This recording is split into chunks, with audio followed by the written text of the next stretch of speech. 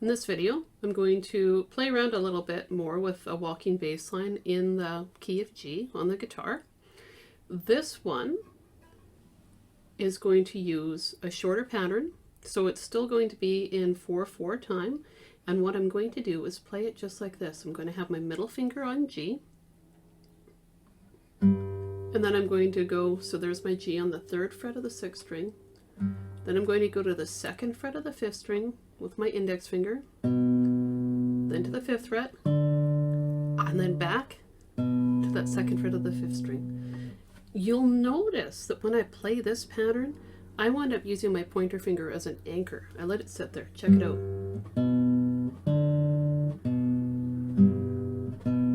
It's kind of handy. So anytime you can have a finger as an anchor, whether it's in a pattern like this or when you're playing chords, you know, anything like that to help you maintain contact with the fretboard can make you feel a bit more confident about your playing and allow you to move more easily from one area of the guitar to the other because you're not doing this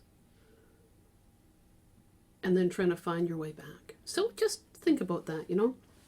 All right, so this pattern, so it's in the key of G again, just like the other video was. So we're going to use, in this case, I'm going to use my hockey stick pattern. So I've got my G here and my C here on the 3rd fret of the 5th string, D on the 5th fret of the 5th string, and then we'll be going back to C, back to G. Okay. So let's just try it. We'll establish the 3 patterns and then we'll put it together. So we've got our G, middle finger, right, or finger 2, and then 5th string, pointer finger, baby finger, pointer finger. Now, like I talked about in the other video, I like to think about it in terms of the finger number I use, because when I play, I think a lot about this 4-finger spread. So I try to make sure that I have a fret assigned to each when I play, I try to have a finger assigned to each fret when I'm doing a pattern like this. That's not something where it's a hard and fast rule all the time, but for patterns like this, it's very nice. Okay, so in terms of fingering, I'm starting on fret 3, string 6. I've got my middle finger and my thumb kind of opposite each other, okay, to help balance things and give some security. And I'm going to go like that in terms of fingers. 2, 1, 4, 1. Now let's try it off the C pattern. So 3rd fret of the 5th string, and then on the 4th string, it's going to be fret 2 with the pointer finger, baby finger on the 5th fret, back to that 2nd fret. Let's try that again. In terms of fingers, 2, 1, 4, 1. Up to that 5th fret on the 5th string. So I got my middle finger there for D, pointer finger on that 4th fret, baby finger on the 7th fret, pointer finger on the 4th fret. 2, 1, 4, 1. All right, let's do it. Okay, let's do 1 G, 1 C, 2 G. Ready? G. Walk up to that C. Oh yeah. Back to the G times 2. And then after this, we'll do C 2 times. Ready? C. And again, look at that finger being an anchor. 2 times on G. Then after this, we're going up to that D. Ready? D. C. G. And just play that G, let it ring out. Okay? So that's going to be our pattern. Let's play it again, and I'll try not to talk so much through it. Here we go. G,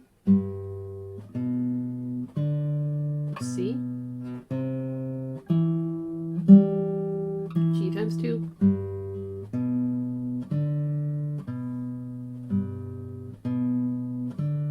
C times 2,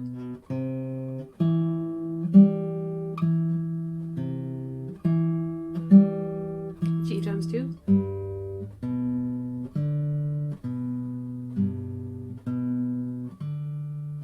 D times 1, C times 1,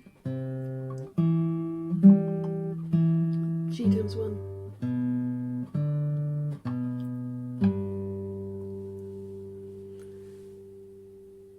If you feel comfortable with that, let me show you kind of a fun little thing to do instead of the 2 G's at the end, okay?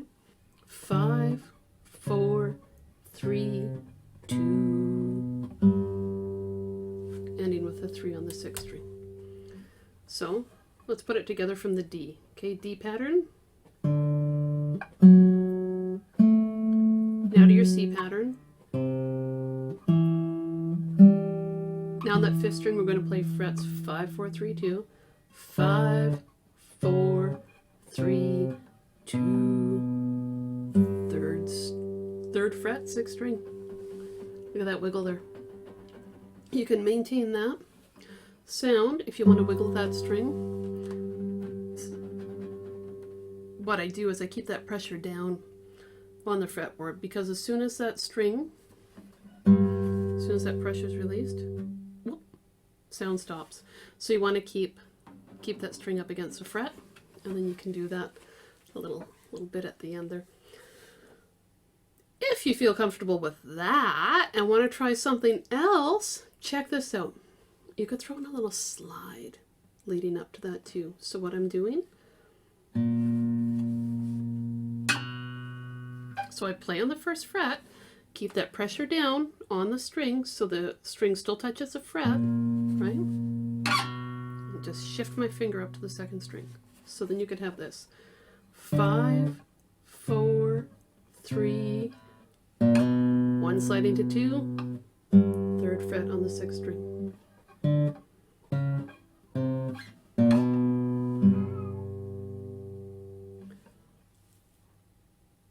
Did you hear that meow? That is my cat calling me. And I'm a well-trained cat mom, so I should go. This was also the last thing I wanted to do in the video. So I'm going to go say hi to my cat, and I will see you in the next video. Bye for now.